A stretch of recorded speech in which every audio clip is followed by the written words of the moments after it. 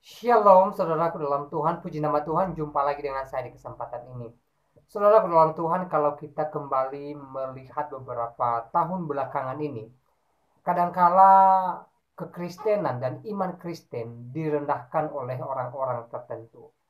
Tetapi saudara dalam Tuhan, kita bersyukur kepada Tuhan.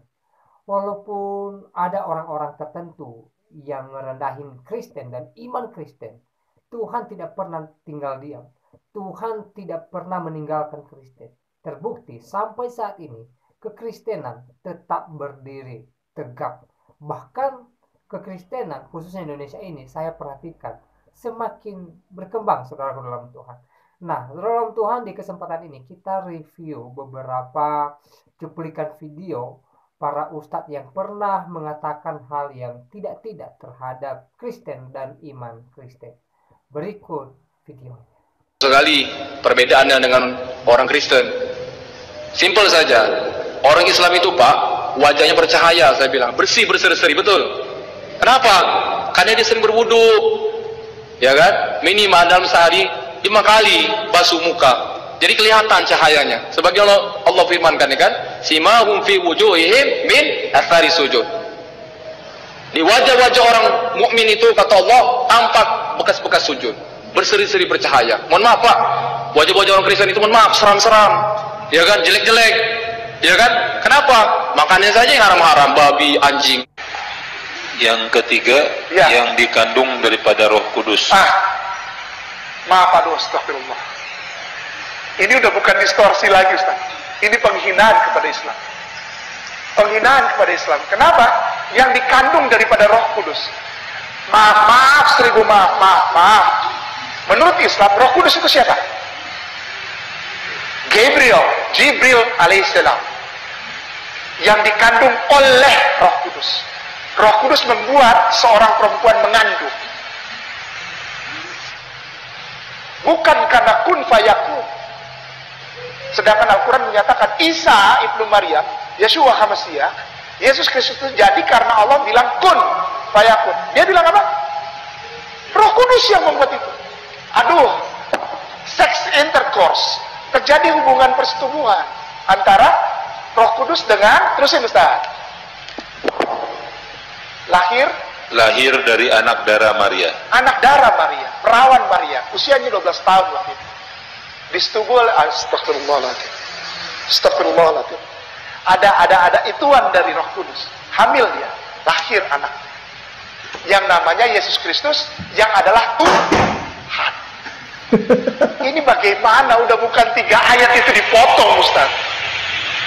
Gimana ini? Ini gimana ini? Habis diacak-acak itu surat Al-Ikhlas. Mengganggu benar. Tapi yang dibilang mengganggu pasti orang Islam. Radikal, anti toleransi. Tahu ayat ini untuk menghina. Enggak menghina, bos, kita baca doa. Enggak ada penghinaan di sini. Ini justru memuliakan. Belum tentu kalau saya nggak ngomong gini, Ustaz tahu doa ini. Ustaz, kalau saya nggak ngomong, Ustaz tahu doa ini. Ini namanya justru mempromosikan mereka atas kegoblokannya. Menikah, ya, sudah menikah. Mari kita lihat ayatnya.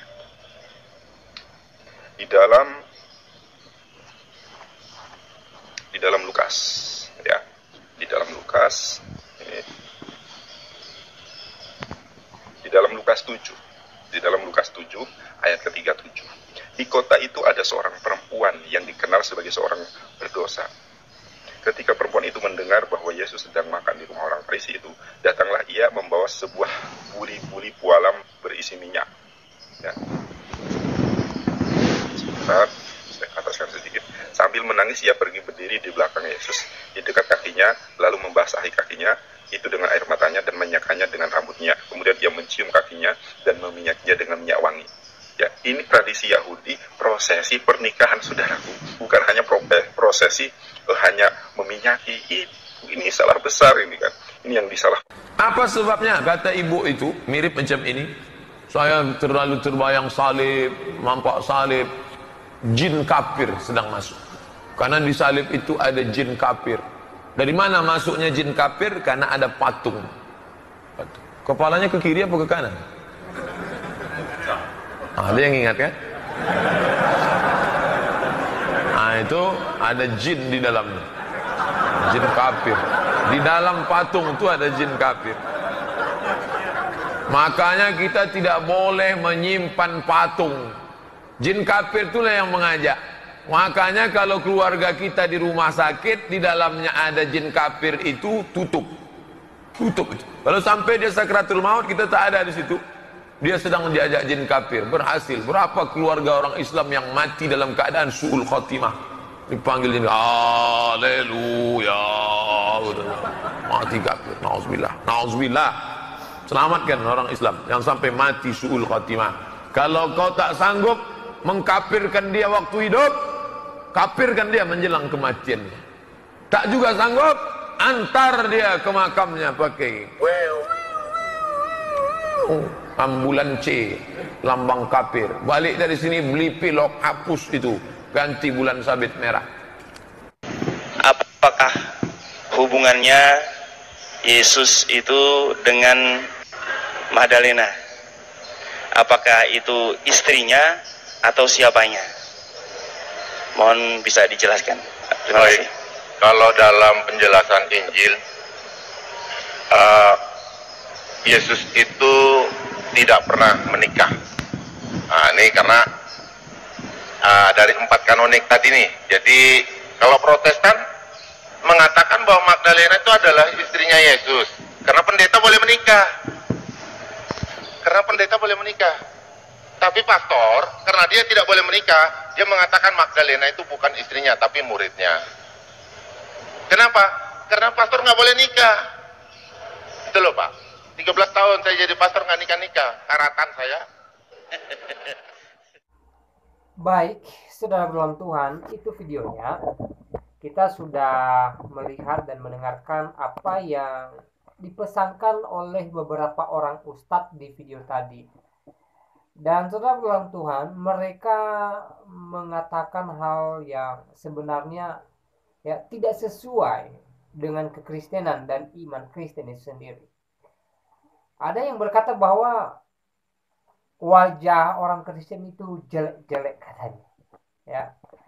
Ada juga di video tadi kita melihat seorang ustadz mengatakan bahwa di atas salib ada jin kafir. Ya. Ada juga yang mengatakan bahwa Yesus menikah. Ya. Dan beberapa video lainnya di mana orang-orang ini ya di beberapa momen mereka mengatakan hal yang tidak terhadap Kristen, ya. Nah, saudara dalam Tuhan, ya, walaupun hari-hari ini Kristen sering mengalami berbagai goncangan, ya, berbagai masalah, ya, Kristen sering direndahkan, ya. Saudara dalam Tuhan, kita bersyukur kepada Tuhan bahwa Tuhan tidak pernah meninggalkan Kristen. Tuhan senantiasa ada bagi kekristenan. Sebagai bukti, ya, sampai hari ini Kristen tetap eksis dalam Tuhan. Kristen tetap berdiri tegak. Ya, karena apa? Karena pertolongan Tuhan nyata bagi Kristen sendiri.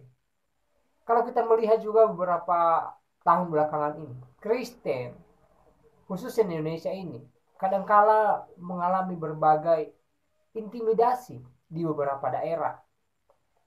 Ada yang gerejanya ditolak, ada yang pembangunan gerejanya ditolak, ada yang jemaatnya ditakut-takuti, bahkan jemaat yang sedang beribadah dibubarkan oleh orang-orang tertentu. Ini sering terjadi saudara dalam Tuhan, ya. Nah, pertanyaannya, apakah dengan hal ini Kristen semakin mundur? Saudara dalam Tuhan, kalau kita melihat, tidak saudara dalam Tuhan. Malah ada istilah kata Kristen semakin dibabat, semakin merambat. Jadi hal ini boleh terjadi karena apa? Karena pertolongan Tuhan nyata bagi kekristenan itu sendiri. Saudara Tuhan, beberapa hari yang lalu ya sempat viral di media, di mana seorang Syahrini yang berlatar belakang agamanya adalah Muslim membicarakan tentang Yesus Kristus, mengatakan bahwa ketuhanan Yesus itu diragukan karena berbagai alasan. Saudara dalam Tuhan, sebenarnya dia tidak pantas mengatakan hal itu, karena dia bukan seorang Kristen, dia seorang Muslim, dan harusnya dia tidak membicarakan hal itu tentang Yesus Kristus. Dia tidak mengatakan hal itu tentang Yesus Kristus. Harusnya dia fokus dengan agamanya sendiri. Tapi sangat disayangkan, beberapa hari yang lalu dia membicarakan tentang Yesus dan mengatakan bahwa Yesus itu diragukan sebagai Tuhan karena berbagai alasan yang dia sampaikan. Lagi-lagi saudara dalam Tuhan, hal ini tidak membuat kekristenan mundur saudara dalam Tuhan. Sampai detik ini, Kristen tetap maju. Ya. Pertolongan Tuhan bagi kekristenan sendiri tetap nyata saudara dalam Tuhan. Jadi ketika kita melihat dan mendengarkan orang-orang yang merendahkan Kristen dan iman Kristen, saudara dalam Tuhan, saya katakan buat kita tidak boleh marah, kita tidak boleh kecewa, dan kita tidak boleh melakukan hal yang tidak terpuji. Tetapi sebaliknya, ya, kita berdoa bagi mereka supaya mereka disadarkan oleh Tuhan bahwa ketika mereka merendahkan iman Kristen, ya, itu merupakan hal yang tidak baik. Ya. Dan kedua, saudara dalam Tuhan, ya, ketika kita mendengarkan statement-statement seperti ini, kita tidak boleh marah. Karena kenapa? Karena Tuhan ada bagi kekristenan. Tuhan membela Kristen. Ya. Tuhan menyertai Kristen. Jadi kalau ada orang yang berusaha merendahin iman Kristen, mengatakan Yesus bukan Tuhan, dan berbagai macam yang mereka katakan terhadap Kristen dan iman Kristen, saudaraku dalam Tuhan, kita tidak boleh malu, kita tidak boleh takut, kita tidak boleh getar. Karena yang berurusan dengan mereka bukan kita, bukan Kristen, bukan hamba Tuhan, bukan jemaat Tuhan. Tetapi yang berurusan dengan mereka adalah Tuhan. Yang berperkara dengan mereka adalah Tuhan. Tapi ingat saudara dalam Tuhan, kita tidak boleh mendoakan hal yang tidak baik terhadap mereka. Walaupun mereka mengatakan hal yang enggak terhadap Kristen, mari kita berdoa bagi mereka supaya mereka ditolong Tuhan, supaya mereka diberkati oleh Tuhan, dan supaya mereka disadarkan oleh Tuhan bahwa apa yang mereka katakan terhadap Kristen tidak benar adanya. Saudara dalam Tuhan, video tadi merupakan beberapa contoh video di mana iman Kristen dan juga Kristen ditekan dan direndahkan saudara dalam Tuhan.